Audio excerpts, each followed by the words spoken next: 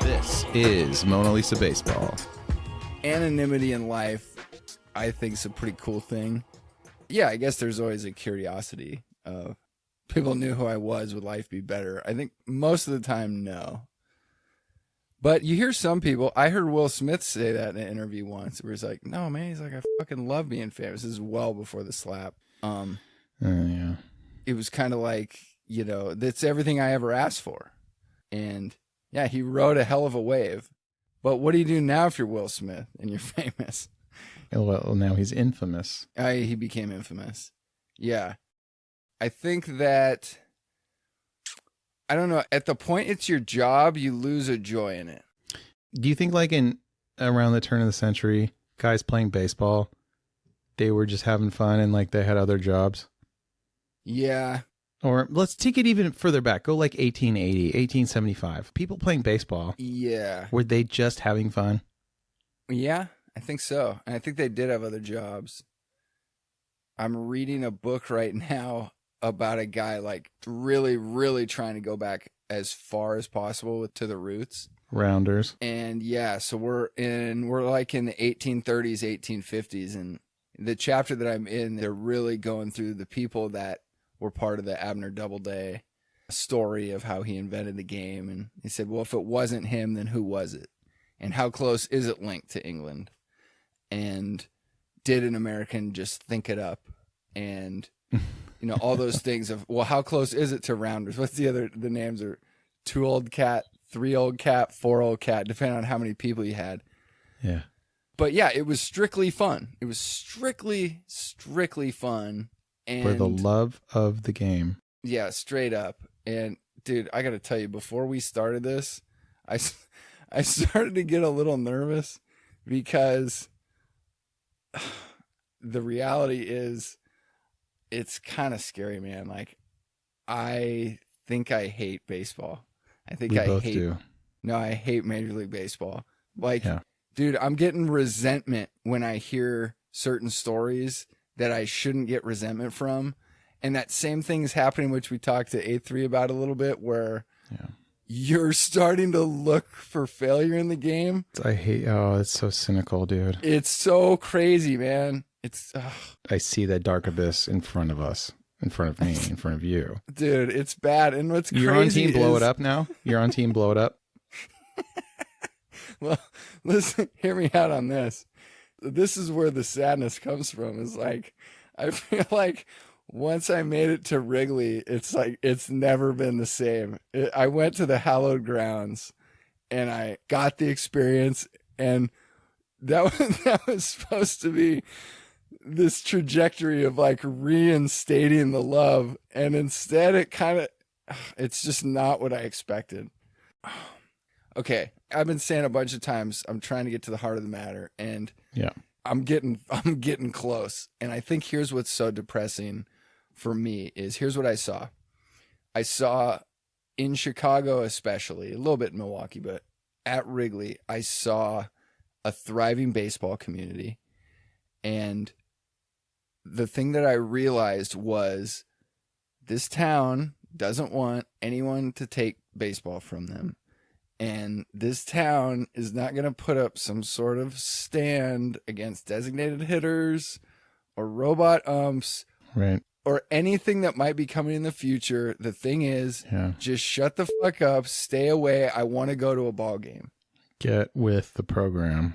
Yeah, and if you're hating on the rules, you're hating on baseball, and you don't need to be here. Yeah. And I think that's what's terrified me is I think I wanted to see that or hear other people, designated hitter, it fucking sucks. Like, not a peep. I went to a Giants game. Okay. I sat in view level. Okay. And I yelled myself hoarse. Yeah, okay, good job. And there was a guy 2 seats down who every time I yelled was like, fuck yeah.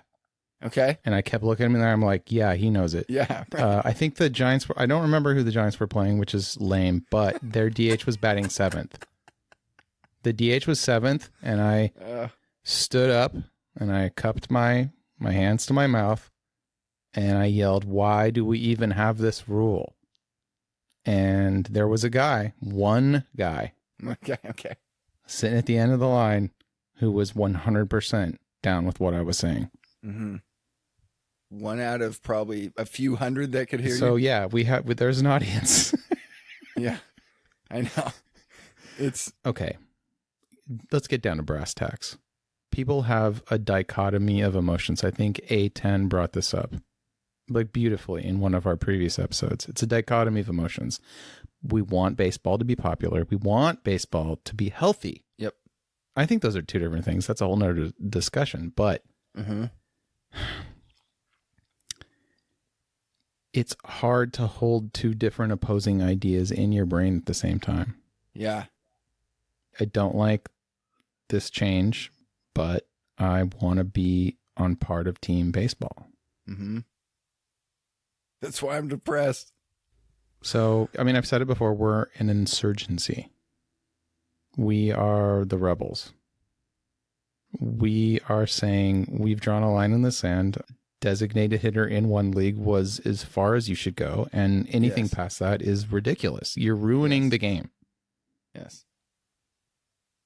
If you could see me nodding my head, it's like I'm at a sermon. Mm-hmm. We knew something was going to happen at Wrigley, and I think it all really, really hit me right there, where I felt the joy of the baseball community, and they were perfectly willing to go on without me. Yeah. And not even that. It's like, shut the fuck up. We don't need any dirt thrown on this. Like, we're doing fine going out to day games. And yeah, get over it. DraftKings sign is in right field. Like, yeah, sports gambling rules. Oh, God. And okay, so now that we bring that up, let's talk about Disney entering the sports gambling world in a big way. I don't know much about it, except there it is. In 1937, Walt Disney Company released Snow White and the Seven Dwarfs. And in 2024, Disney will be releasing ESPN Bets, a sports betting conglomerate. Ooh, that don't sound right. I don't know how you could draw a starker contrast. You want to talk about the decline of society? There it is. Keep going. Keep going. ESPN Bets will be competing with DraftKings because that's where the money's at. I mean, look, it's sports betting. It's fucking sports betting. Like, you want to bet on shit? Bet on your own life. Bet on your ability to wake up tomorrow and go to work and, like, get a promotion. Don't fucking bet on the Rays to win a game, like, +2. Like, this is the most ridiculous thing I've ever heard of anyone. Seriously, bet on yourself. Look, if you got a lot of disposable income and you want to, like, game a little bit, just play games that you'll win. Don't play games that are stacked against you. These betting services, DraftKings, like ESPN, but all, like, you're not going to ever make money doing this. And buying into this illusion that you can quit your job, stop doing responsible things, and just make money because you like sports. Good luck. The house is always going to beat you. I know. I'm done. It's so funny that they can hold the illusion at the same time of this publicly traded company that is worth millions, taking people's money, and all the advertisements are telling you, now you can win too. And people are soaking that shit up. I mean, I know. I heard some guy, I don't remember what it was. I was watching something on YouTube, and this guy made a pretty good point. I'd never seen him before. And then before I could get the hell away, it was at the end of the clip, and he's going, da-da-da-da-da, DraftKings. Well, guess what sport I'm making money on now? Baseball. And he was a guy that was talking about, who knows, Aaron Rodgers or something like that. And it wasn't even a real event. He's sponsored by DraftKings. And the thing is, he's not making money on baseball. That's what the advertisement says. Oh, my God. But yet, in a YouTube version, it almost looks like he's got the same green screen or something where, you know, he's telling real facts and then just slips in, oh, and you guys should use DraftKings too. Right. It's kind of like, you know, Cambiar used to do it with like Amici's Pizza. And you hear the voices that you know. But that's pizza. Tom Tolbert's voice, but then you're like less likely to turn it off because it's the voice of the people you know. One of those This strategies. is Bruce Boschifer.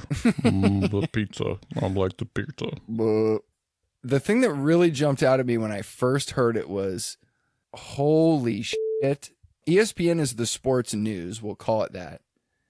And now they're getting involved in betting. So they are going to be swaying for their own profit. I'm so glad you said that. As if there could be any more of a direct, what do they call it? Conflict of interest. Yeah. You're telling people how to think about teams, and then they're going to go place bets on that. Yes. What could go wrong? It's perfect. Their profits should work out really well for them. I'm having an out-of-body experience because, again, this is Disney. I know. I guess Disney's losing so much money now, they need to do this. It's crazy. They were like, okay, look, well, DraftKings is pulling in $1 billion every year. Like, well, let's get a piece of that pie. Yeah. I saw something that said Disney stock is at a 9-year low. Yeah, all their movies are tanking. Yeah, everything they've done has been, Star Wars is in the toilet. They shit all over Indiana Jones. I didn't see it. You know, I mentioned Snow White earlier. They actually have a remake of Snow White coming out. Oh, good. Good. And like, no knock on the beautiful people playing these roles. Snow White's not white.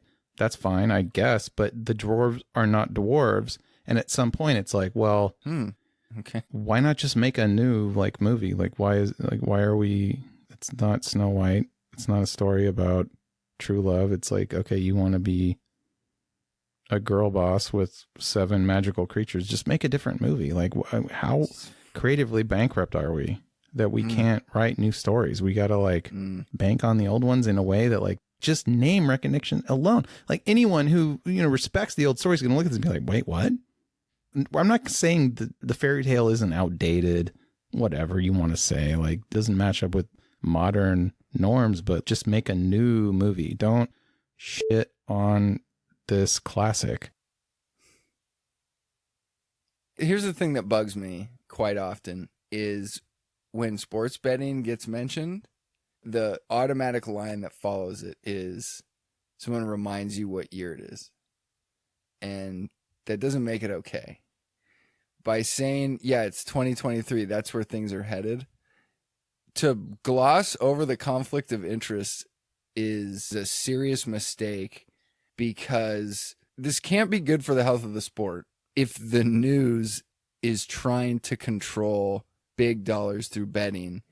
How far can that possibly get from the phrase for the love of the game? And like you said so long ago, you said this so long ago, and it's only going to get more true every minute. Timmy in the backyard knocks one over Mr. Garland's fence to beat the spread. That's it. There it is. That's your sport. Oh, God, that's so depressing. Baseball is so much a fabric of American society that we can say Black Sox and you understand that's even more powerful than saying conflict of interest. Yeah. Mm-hmm. They literally define it for a whole generation.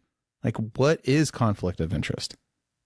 It's throwing games for money. Yeah. Or just highlighting this one team so they know that like 10% more people will bet on them and we can switch the book a little bit and make more money. It's filthy. Dude, as a guy who writes algorithms or writes code, like I understand how this shit works. It's just fucking dirty. Yeah. I think I was telling you I met Barry Bonds in the airport in 97, and there was so much glee and disbelief in my mind. When we heard he was in the airport, I remember running like a O.J. Simpson commercial through an airport. Running. It's like, he's at gate C28, and it's like, ready, go. And eventually we found him, and standing in front of him, shaking his hand and talking to his face was an out-of-body experience for me at 17. And I'm picturing that compared to today's athlete. People are going to go up to him and said like, dude, that homer netted me 30 grand last night. Oh, God. Like, I love you. It's going to be more about that shit. And that just reminded me when I this was at a holiday gathering. I have a couple relatives that are really into fantasy sports, so I think this was fantasy football. And we asked my cousin a great question, which was, okay, just flat out, would you rather have your home team win or your fantasy team win for bragging rights? Yeah. Like, what if your team loses but your fantasy team wins? Yeah. And it took him about 5 seconds. He thought about it and he goes, yeah, fantasy, I'd rather win. Yeah. And at that point, once you lose your home team, Yeah. that's what it is. It's for other reasons than love of the game. Well, that's where team loyalty goes away. And you don't care if people get traded. You're like, oh, that's a good move for this team. You become invested in like all the teams. It gets weird. Yes. You and I have never crossed that line. Yeah, I dabbled really briefly. I have too. I know. And we both were like, a long time ago. what are we doing here? It wasn't for me. It's just kind of a waste of, okay, to everyone out there who plays fantasy, I play video games. Don't hate you. I play all kinds of games. So I'm not knocking what you're doing. What you're doing sounds awesome. It's just, my problem is that, and it's not really a problem. It's just that when you game something, what does it mean to like be a top gamer? Like where you're at the top of your game. It's, you know, all the rules. You're just right on that razor's edge of what you can actually get away with. And how you can walk right up to that line and not cross it, and everyone's doing it. I mean, is that what the fans want to see? Or do the fans want to see people playing the game genuinely, really with a respect for the rules? I think that's what I'm trying to figure out is I don't know the current baseball fan outside of, I guess, for lack of a better term, my generation. And when people talk about what the fans want and they want to see bat flips, No. I don't know. I don't know what they want. But it doesn't seem sustainable because I don't think you can really force feed more home runs into baseball more than what's going on right now. I mean, I guess you could shorten the fences. I guess you could Clone Shohei. move the mound back. You know, Shohei hit a one-hit shutout and hit 2 home runs in a doubleheader. He played DH for both games. Damn. That's a baller. Okay, let me see if I got this right. He pitched one of the games? Yes, Threw a he one-hit only pitched shutout. one of the games in the doubleheader. Yes. No, I wasn't implying that. I just want to get the facts straight. He pitched one of the games, 9 innings of one-hit shutout. Yeah, I was thinking it was the first game. Complete game. Yep. Damn. And hit 2 home runs in 2 games. That's right. Fucking A. That's the big show, dude. Damn.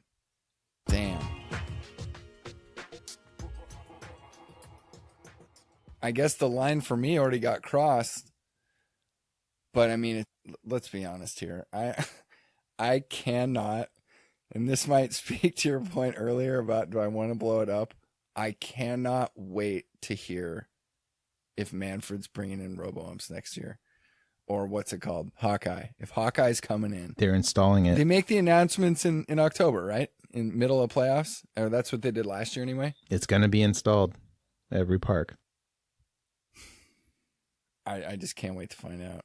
You think it's a done deal, like it's happening. No. They're installing the technology. currently. The way they're going to use it is up in the air. And we've said on the show that they're going to do the thing where it's going to be the appeal. Like, oh, right. So You get 3 appeals per team per game. And if you're right, you keep it. And if you're wrong, you lose it. And you tap your helmet 3 times. The pitcher, the catcher, and the batter, those are the only 3 people who can appeal a strike or a ball. I wonder if that's going to boot people like my dad. I don't know. Where he's down with the pitch clock, but then you start getting into tap-in helmets. And you know how you can talk to old people? Or, you know, you hear like a song and maybe half the song plays and you're wondering if your dad next to you like likes the song and he kind of goes, I don't really know what this is too weird for me. And you go, oh yeah, this isn't classic rock. Like this wouldn't make sense to him. I'm kind of sensing some of that coming where helmet taps, like, let's see what else is on. You know, sometimes the old things are better. Like, honestly, have you listened to new music? It's ridiculously bad. I mean, I think my dad said that one very well. He says, I'm just saying what every generation says. It's just like, our kids' music sucks. No, we're right. They were all wrong. I mean, I couldn't agree with you more. You know, You can't my be serious. grandma would not listen to any music that had quote unquote the beat. Whoa. Any kind of bass was she's not feeling that. Okay. Right. Bringing the beat to baseball. You know, I mean, I don't like walk-up songs. I've always been an opponent of those. Walk-up songs I hate everything that's happened with baseball. Like, I really do. Thank you so much for providing me this outlet to talk about baseball. I don't know any better way to really like talk about what's happening with America, because everything that's happening in America, like, how do you even start? How do you talk about anything without just being controversial? Yeah. And I kind of thought that this take that you had on baseball was completely genuine and completely non-controversial. And meanwhile, you know, MLB is trying to shut our YouTube channel down. Really? Oh, yeah. Yeah.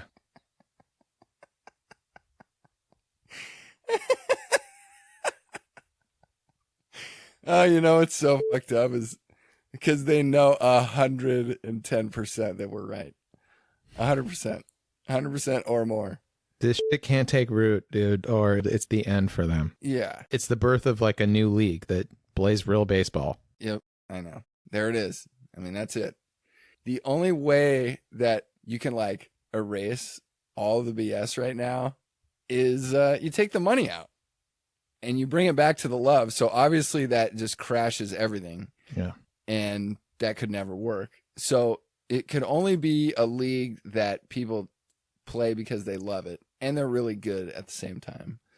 And you will be missing out. I mean, one of the great things that MLB and every professional sport has going for it is you can say, these are the best players in the world. And that feels really good because you know, especially when you're there, like this is the cream of the crop. You know, could you make that play Brandon Crawford just did? No. And no one else could either. There's something really, really elegant about that. However, when it gets blown up to the point that people are getting surgeries so that they can cash in on it, something has to change.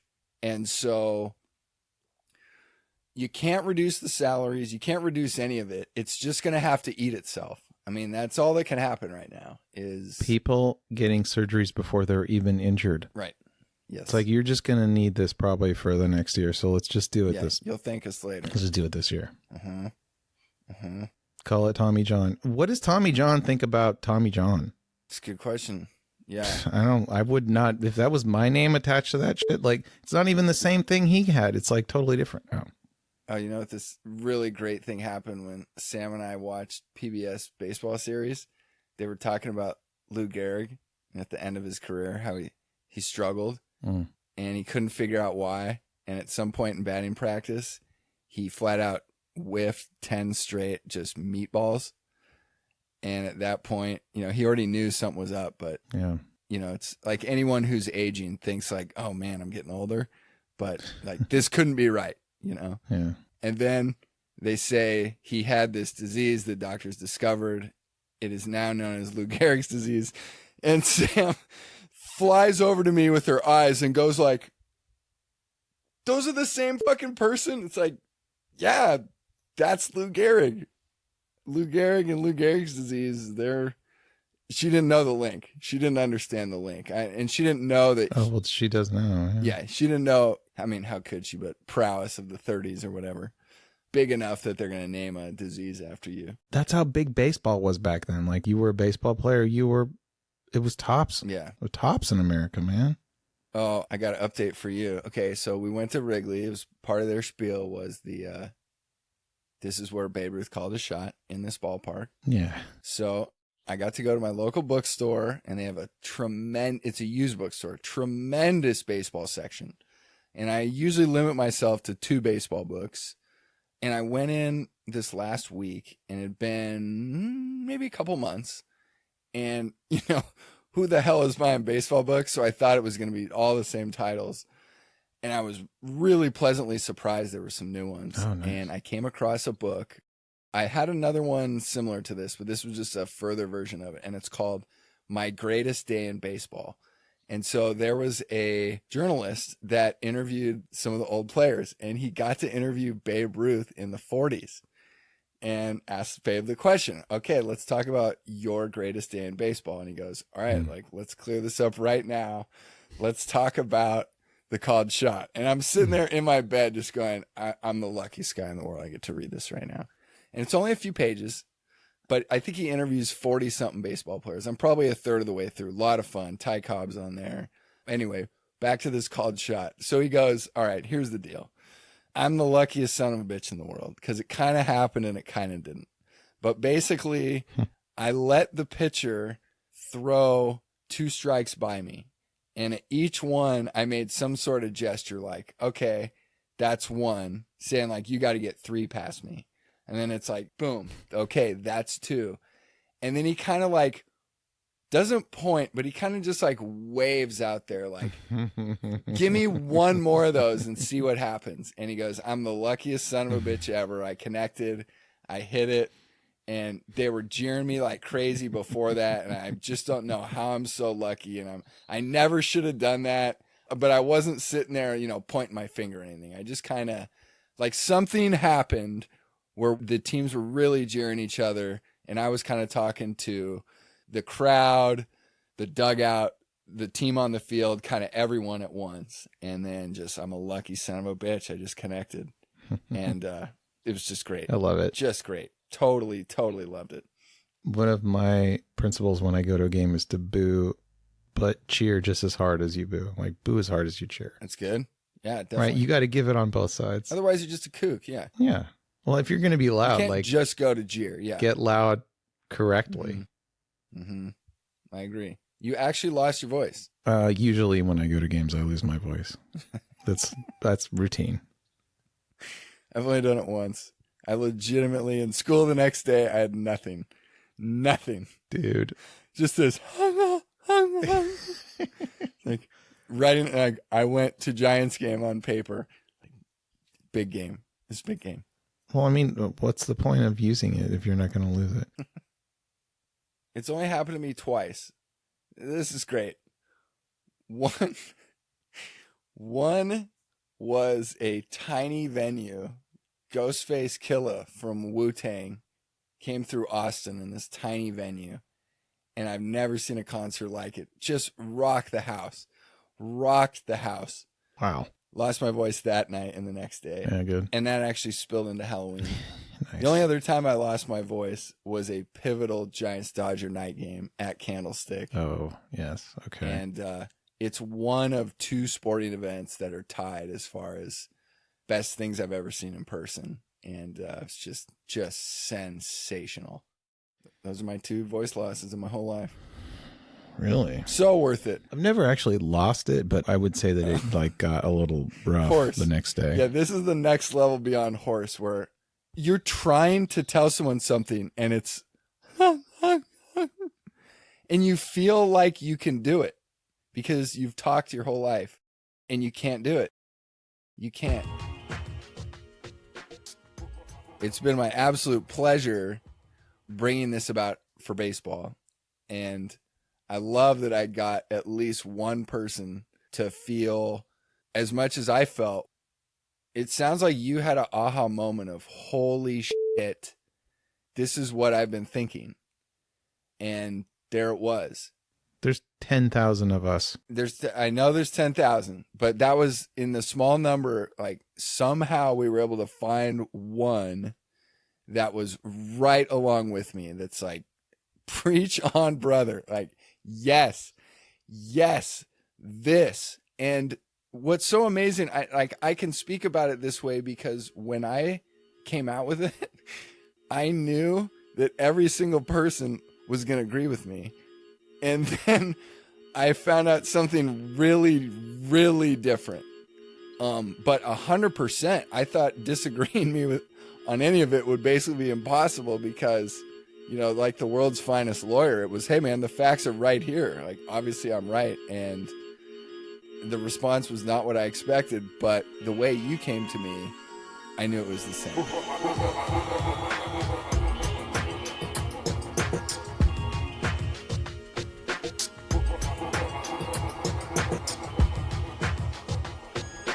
Okay, cool.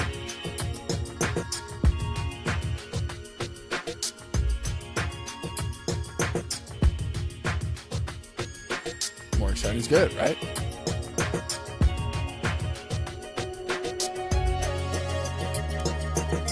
Good luck. The house is always going to beat you.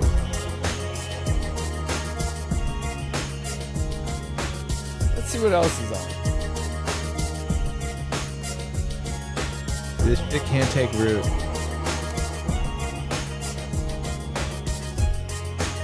Like, what if your team loses but your fantasy team wins?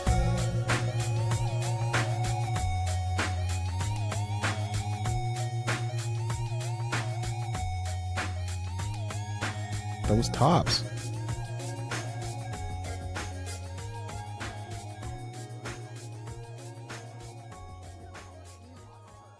Okay, I'd like to hear more.